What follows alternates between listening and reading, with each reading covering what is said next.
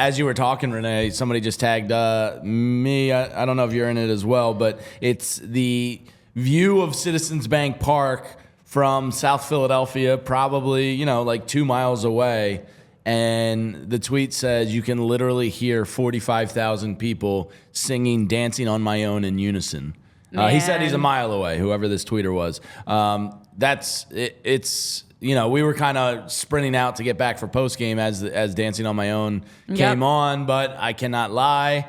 I played it for the girls this morning. I listened to it on the car ride in, and I put on Garrett Stubbs' playlist. The whole Locker Room playlist is out there on Spotify if you want to check it out, and it's just ear-to-ear smiles right now. I mean, this team is so likable, so good, and if you get Aaron Nola like you got yesterday, you could legitimately, make a World Series run here in back-to-back years, which is really hard to do. And one of the things they have to do, and we'll get to all of it, but you're going to have to beat the Atlanta Braves. And it's never been done in the history of Major League Baseball where a team has 2 years in a row beaten the division winner in the playoffs like that. Oh, yeah. You might have caught the Braves a little off guard last year. Now they know what you're all about.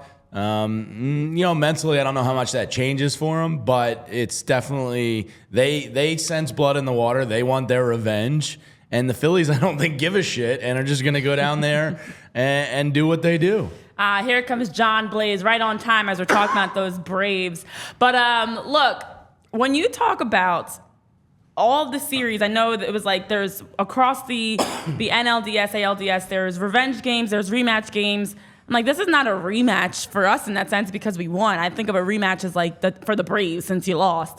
It is tough to beat a team back-to-back years. It is tough to beat a team in the same stage. 14 games better than you both years. Exactly. And the Phillies were not, as we know, they were the underdog last year. They're the underdogs again this year. And for the Braves, I'm not going to – look, they're a talented team, obviously. They're a juggernaut. Very much a juggernaut. But I also love the fact that JT Realmuto and the Phillies are talking about how they're not scared of the Braves. They're also on the other side of it, well aware of the fact that the Braves have been circling this opportunity to knock off the Phillies and get redemption. But also, I think what helps in this situation is the Phillies aren't complacent. Like, getting to the NLDS is not the goal. Getting to the playoffs was not the goal. Getting to the World Series is not the goal. It's winning the World Series. So this is a team that already has in their mind, regardless who we're facing, we are going in there also looking for redemption, because the redemption is to get back to the World Series and win it. So both teams are obviously having that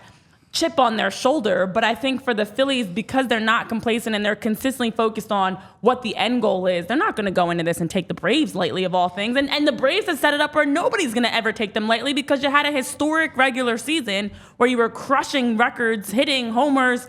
No one's taking you lightly. So this is a chance to prove last year was not a fluke. We are damn good, and we're going to show you because we're going to beat you twice. Yeah, I mean, the beauty of it is, I think since June 1st, they're pretty much neck and neck with Atlanta in terms of a record. And the first, 2.5, 3 months of the season sucked. And the Phillies weren't playing up to their potential, and they buried themselves in the standings. And couldn't catch Atlanta. So I don't give a damn about 104 wins. We know from 2011 that 100-plus wins doesn't guarantee you squat in Major League Baseball. I think they're neck and neck right there with the Braves. Since August 1st, the Phillies actually have more home runs than a team that set an MLB record for slugging percentage for a team. And maybe their cheat scandal will come out in a couple years of how they were tipping pitches. But they put up phenomenal numbers this year. But since the Phillies turned the corner, they're right there with them. Oh, yeah. And you saw the locker room last night. You saw Ranger Suarez. They're not scared of the Braves. No. Not even a little bit. So it should be a great series. I think it's going to go 5 games either way. I could see that. I agree with you, Eugene Krabs. Welcome, Mr. Krabs. Happy you can join us from the Krusty Krab. We're cooking. You look at Aaron Nola and Zach Wheeler. Obviously, 7 scoreless innings for Aaron Nola yesterday in his performance. And then less than 24 hours before that, Zach Wheeler just allowed 1 run. So the two of them, they said it's the second time that Wheeler and Nola have pitched 6+ innings and allowed 1 or one or less runs in back-to-back postseason games. We're cooking. Absolutely. And to Tim's point, this is what I keep going back on. It's not about winning the battle. It's about, what is it? It's not about the battle, it's the war. You can have this battle, let's focus on the war. Tim, and for everybody we know, the Braves, they won the regular season battle. But the team is built for the playoffs, and they're focused on the war overall.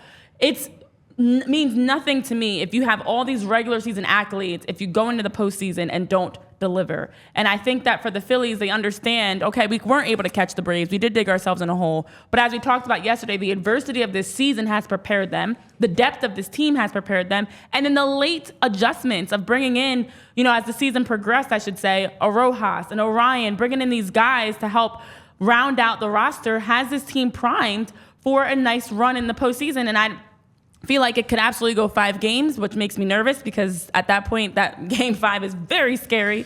But I'm confident in this squad. The reality of the situation is, if you go down to Atlanta and split, and obviously that's the important piece. Obviously, you want to go 2-0 in Atlanta, but let's be realistic. If you can go 1-1 in Atlanta, they got to come back to Citizens Bank Park for 2 games. Yep.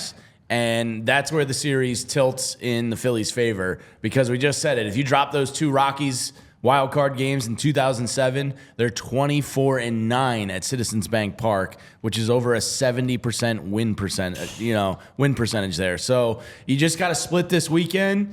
Wheeler and Nola. Wheeler should be going on Monday. I'm assuming it's going to be Ranger on Saturday.